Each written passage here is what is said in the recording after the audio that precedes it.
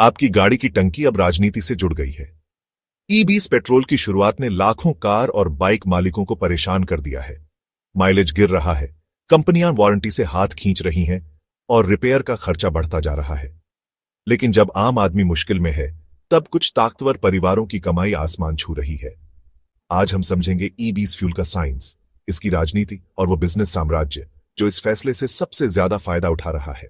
ई-20 मतलब पेट्रोल में 20% इथेनॉल की मिलावट। अब तक भारत में ज्यादातर AH या E10 ही इस्तेमाल होता था। मोदी सरकार ने लक्ष्य को 2030 से घटाकर 2025 कर दिया, यानी 5 साल पहले। आधिकारिक वजहें तेल आयात घटाना, कार्बन उत्सर्जन कम करना और किसानों की आमदनी बढ़ाना। लेकिन आलोचकों का कहना है कि इस जल्दबाजी ने कंफ्यूजन, छुपे हुए खर्चे और हितों के टकराव के सवाल खड़े कर दिए हैं। पेट्रोल में 34 मेगाजूल ऊर्जा होती है प्रति लीटर, जबकि इथेनॉल में सिर्फ 44 यानी 30% कम।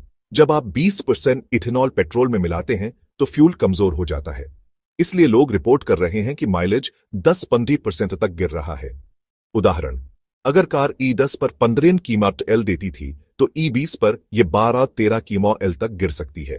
इथेनॉल पानी सोख लेता है और मेटल पार्ट्स जैसे टैंक और इंजेक्टर को जंग लगाता है। यह रबर सील्स भी खराब करता है।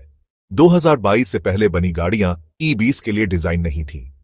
मारुति और होंडा जैसी कंपनियों ने चेतावनी दी है, ज्यादा इथेनॉल का इस्तेमाल वारंटी को रद्द कर सकता है।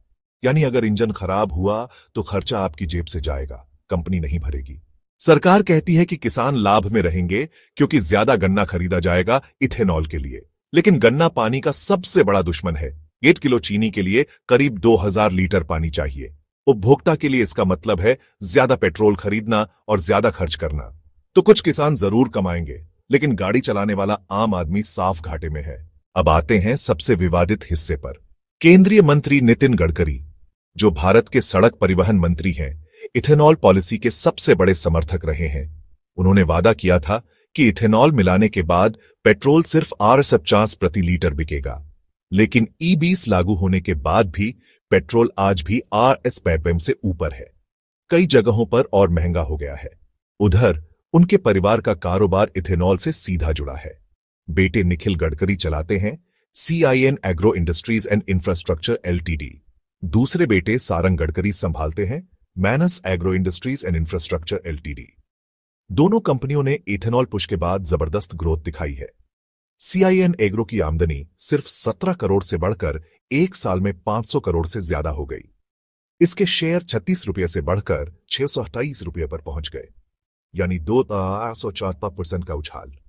मैनस एग्रो भी गन्ना, इथेनॉल और बायो प्रोसेसिंग से सीधा जुड़ा है। कांग्रेस ने इसे हितों का टकराव बताया है, जबकि बीजेपी ने आरोपों को राजनीति करार दिया। लेकिन सवाल साफ है, क्या ई-20 सच में ग्रीन एनर्जी है या ग्रीन प्रॉफिट? भारत 85% से ज्यादा क्रूड ऑयल इंपोर्ट करता है।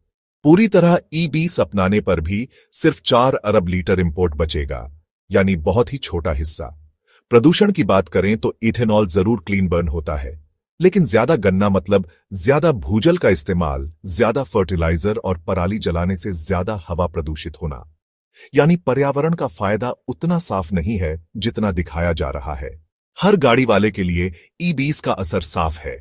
कम माइलेज, ज्यादा पेट्रोल खरीदना, इंजन रिस्क, रिपेयर का ज्यादा खर्च, वारंटी लूप होल, कंपनी की कोई मदद नहीं।